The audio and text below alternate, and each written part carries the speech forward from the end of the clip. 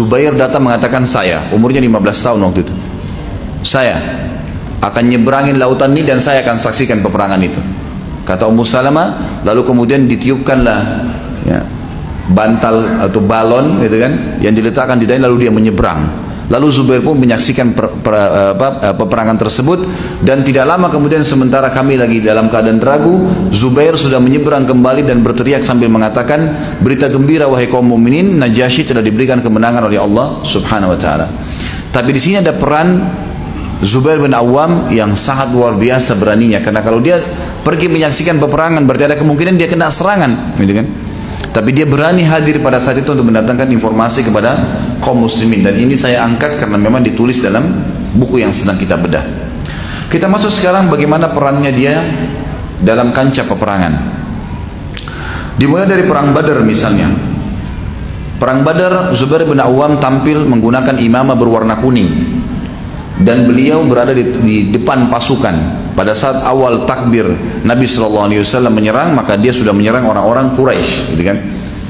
Bahkan para sahabat sepakat mengatakan kekuatan muslimin ada di 3 orang, Hamzah, Ali, dan Zubair. 3 orang ini luar biasa. Jadi ini ujung tombaknya para penyerang sahabat, gitu.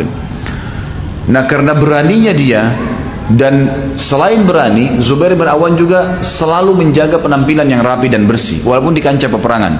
Bajunya selalu bersih, penampilannya bersih, imamahnya bagus, sampai akhirnya ya, para sahabat mengatakan, diantaranya anaknya sendiri yang bernama Urwah mengatakan, perang Badar, Zubair ayahku menggunakan surban warna kuning, lalu Jibril pun turun dengan penampilan seperti Zubair, sebagaimana Nabi SAW sampaikan kepada para sahabat bahwasanya di kancah peperangan sekarang ada Jibril yang sedang turun, dan Jibril menggunakan pakaian atau imamah seperti yang digunakan oleh Zubair bin Awam. Dan ulama mengatakan ini sebenarnya sebuah kelebihan tersendiri, karena memang Jibril tidak menjelma menjadi manusia kecuali memang pada orang-orang tertentu, dan ulama mengatakan ada 2 orang saja yang pernah Jibril menjelma darinya dari kalangan sahabat, Zubair bin Awam di perang Badar, dan juga yang satu lagi siapa? Dihya al-Kalbi radhiyallahu anhu ajma'in. Ini karena sering penampilannya rapi, bersih, maka Jibril pun berpenampilan seperti orang ini. Baik, dikatakan bahwasanya di perang Badar Zubair bin Awam membunuh 2 orang dan 2 ini adalah tokoh Quraisy. Yang pertama adalah Abu Dzatu Kabsh. Abu Dzatu Kabsh ini julukannya ya. Kabsh ini sebenarnya lebih cenderung kepada otot, gitu. Abu Kabsh mungkin orang yang berotot besar, kekar, gitu ya. Sebagian mengatakan Kabsh ini adalah perut, sehingga memang perutnya orang ini agak besar, tapi yang jelas postur tubuhnya besar sekali. Namanya dia Ubaidah bin Sa'id bin As. Namanya orang ini Ubaidah bin Sa'id bin As. Dia ini terkenal sekali penunggang kuda Quraisy yang terbaik, dan dia juga salah satu dari prajurit Quraisy yang meletakkan dari kepalanya sampai kakinya semuanya besi dan cuma kelihatan matanya. Serta dia satu-satunya pasukan Quraisy yang mahir memainkan pedang, tapi yang panjang. Pedang itu disebutkan ya, ukurannya kalau kita sekarang mungkin bisa sampai 5 meter. Pedang yang sangat besar. Jadi bagian depannya pedang, yang dari pegangan tangannya sampai ke bawah itu semuanya besi saja, gitu kan. Jadi sangat panjang pedang itu dipakai, bisa sampai 5 meter panjangnya pedang ini, dan dia sangat mahir.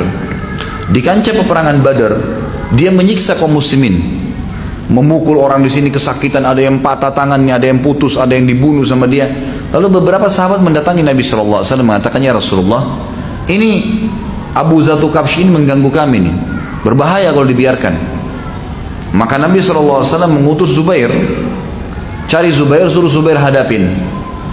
Zubair pun mengatakan, saya mendekati Dzatu Kabsh ini, dan dia bilang, saya tidak temukan ada celah di mana saya bisa membunuhnya, semuanya besi. Banyak waktu dia lagi tebas-tebasin sahabat tuh, banyak sahabat ada yang pukul kakinya, ada yang pukul kudanya pun pakai besi semua, tapi nggak mempan. Ada yang lemparin panah, panahnya jatuh karena baju besi, nggak tembus, gitu kan. Maka Zubair bilang, saya tidak menemukan celah untuk membunuh orang ini. Lalu Zubair tidak putus asa. Dia bilang, saya pun mengelilingi orang itu. Terus sementara dia lagi menebas sana, saya kelilingin terus, saya lihat celahnya di mana nih. Sampai saya berhadapan dengan dia. Dan Zubair bin Awam ini juga termasuk orang yang tinggi besar ya. Karena dalam kisah, dalam riwayat dikatakan dia sama dengan Umar bin Khattab. Kalau dulu di atas kuda, kakinya sampai di tanah. Dia orangnya tinggi luar biasa gitu. Kalau laki-laki sekarang mungkin antum yang 2 meter tingginya, ada ikhwan 2 meter. Kalau dulu di atas kuda kakinya paling sampai di perut kuda nggak? Anggaplah sampai lewatin perut kuda sedikit. Kalau sampai ke tanah itu berapa banyak, berapa tinggi tuh, gitu kan? Luar biasa. Beliau gitu kalau naik kuda kakinya sampai ke bawah, gitu kan? Nah Zubair bin Awam bilang, pas saya berhadapan sama Zatu Kabsh, dan Zatu Kabsh ini juga tinggi besar, cuma badannya lebih kekar. Kata Zubair, saya tidak temukan celah kecuali di antara 2 matanya. Jadi di sini tuh ada karet yang menyatukan apa namanya, baju besi itu, topeng besinya, gitu kan? Dia bilang, saya tidak temukan kecuali itu. Maka saya pun mengambil tombak. Dan ciri khas Zubair ini radhiyallahu anhu terkenal di pasukan muslimin, selalu di tangan kanan pedang, gitu kan? Kemudian di pundaknya dia taruh tombak kecil. Tombak kecil ini khusus untuk digunakan membunuh orang-orang tertentu, gitu kan? Dia menaruh pedangnya dan dia ambil tombak kecil itu. Dia bilang, lalu saya bertakbir sambil melemparkan niat membunuhnya sebagaimana perintah Nabi SAW, dan saya melempar tepat kena di karet itu sehingga tembus sampai ke belakang kepalanya.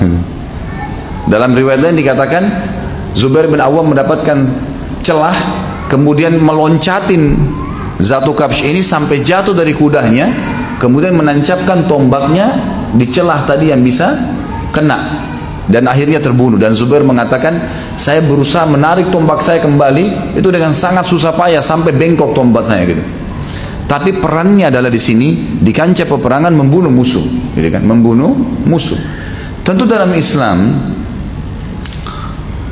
di luar kancah peperangan yang dibolehkan membunuh itu kalau kita diserang. Misal ada perampok, ada pencuri, membela diri itu lain, itu boleh. Selain ini nggak boleh, gitu kan? Kalau pribadi, kalau pemerintah tentu boleh kalau kisas kan. Kalau pribadi nggak boleh kecuali membela diri. Tapi kalau di kancah peperangan berbeda nih, berbeda, gitu kan?